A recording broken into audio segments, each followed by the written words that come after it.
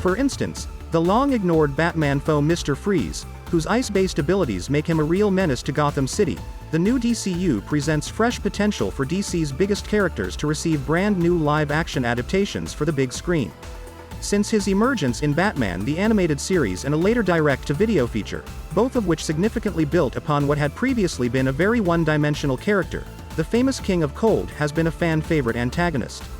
Although Mr. Freeze is well-liked, he has yet to have a live-action adaptation that does him credit, yet. James Gunn's new 600th cinematic universe has the potential to rectify this regrettable pattern. In Joel Schumacher's Batman and Robin, Arnold Schwarzenegger made history by playing Mr. Freeze, the first actor to ever do so in live action.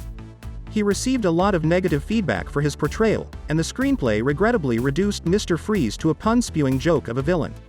Outside of television appearances on shows like Gotham, Mr. Freeze has not received much attention in live-action Batman ventures, which has distanced viewers from Schwarzenegger's portrayal. But with Batman and Robin now more than 20 years in the past, James Gunn and the other 600th creatives should definitely bring Victor Fries back to the big screen, if they can find the right actor to play him. Zachary Quinto.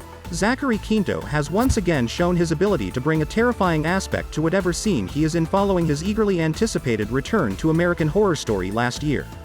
Quinto frequently played malevolent characters in his few but noteworthy parts in American Horror Story, giving each of them a constant spine-tingling coldness. In fact, the actor's whole career has been devoted to portraying emotionally detached villains, perhaps most known for his performance as the scary Sylar in the television series Heroes, which influenced many of Quinto's later roles. There is no doubt that Zachary Quinto is the ideal choice for the role of a vicious, closed-off monster. In addition, Zachary Quinto's depiction of Spock in Star Trek demonstrates how well-suited the actor is to add minuscule amounts of emotion to a character who is generally meant to be emotionless. Since Mr. Freeze was portrayed subtly in Batman, the animated series, Quinto can undoubtedly adapt the more sympathetic beats that go along with that character. The DCU could make advantage of Quinto's talents to create a really engaging character who, despite his wicked alignment, isn't entirely bad rather than bringing another one-dimensional version of Mr. Freeze to the big screen. Quinto is the ideal performer to make Mr. Freeze sympathetic despite his severe demeanor. Sam Strike. It could be time for DC to stay with an upcoming actor rather than a well-known action star for the part after Arnold Schwarzenegger's terrible performance as Mr. Freeze in the movie. Sam Strike, who is best known for playing Johnny Carter on EastEnders and for making cameos on shows like The Sandman, Chernobyl, and Mindhunter, might be the ideal up-and-coming actor to take on the role of Mr. Freeze for the DC Universe. He would be able to personalize the character in a way that an established actor with a long resume couldn't. It makes perfect sense for the relaunched DC picture world to give the Gotham City villain a fresh face.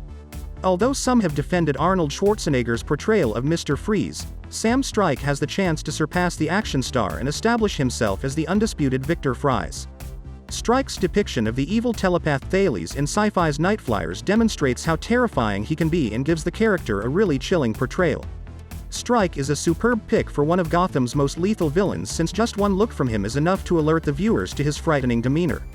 Strike is also sufficiently youthful to offer the ideal counterpoint to a younger Batman in the relaunched DC Universe.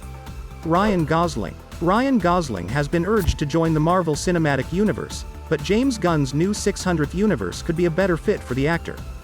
Gosling could be able to dispel any remaining notions that he should only be typecast as the romantic protagonist in movies like Crazy, Stupid, Love and the Notebook with a nasty character like Mr. Freeze. In reality, Gosling has repeatedly shown himself to be a reliable action star, particularly in films like Blade Runner 2049 and The Gray Man from a year ago, making him the ideal actor to be brought into the action-packed streets of the DC Universe's Gotham City. Casting Ryan Gosling would significantly increase viewers' ability to empathize with Mr. Freeze, especially given that fans are accustomed to supporting the actor as a result of his numerous heroic performances. Gosling is more than capable of supplying the sadness required to create a Mr. Freeze adaptation that is deserving and could effortlessly strike a balance between wicked and sorrowful characteristics. Additionally, Ryan Gosling's fame would not only give the Batman reboot greater prominence, but it would also prevent Mr. Freeze from being overshadowed by The Dark Knight. The presence of the big bad is a crucial component of a superhero movie's success, and Gosling would undoubtedly provide a spectacular performance. Adam Driver. Adam Driver has gained notoriety since portraying the incredibly strong Kylo Ren in the Star Wars prequels, particularly for his ability to play menacing villains.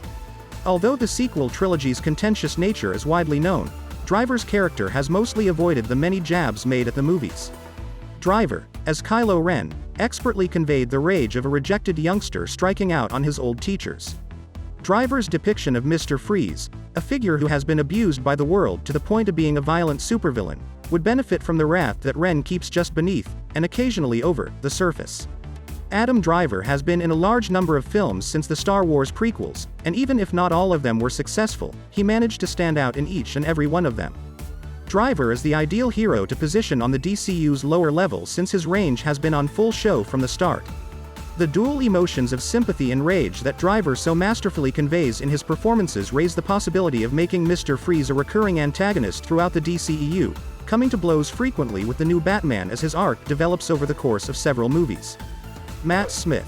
Matt Smith played the evil Milo in Sony's box office flop of 2022, Morbius, continuing a long tradition of previous Doctor Who actors who played villains in superhero movies. Smith stands out in Morbius, but the ill-received vampire movie completely wasted his ability to play a villain. Smith has recently demonstrated his amazing ability to portray a cunning, ruthless monster that people yet cannot help but love in his role as Prince Daemon Targaryen in the first season of the Game of Thrones spin-off House of the Dragon. Smith's portrayal is extremely fascinating, even in Milo and Daemon's worst moments, demonstrating his skill in playing villains. Additionally, Smith displayed the breadth of his acting abilities as the 11th Doctor in Doctor Who, giving the heroic and adored character a looming shadow. There were rumors that Matt Smith's cut had these well-known characteristics. One of the most evil villains from the franchise, the Sun, played the part of Mr. Freeze in Star Wars: The Rise of Skywalker. His coldness and seething wrath were a great fit for the character.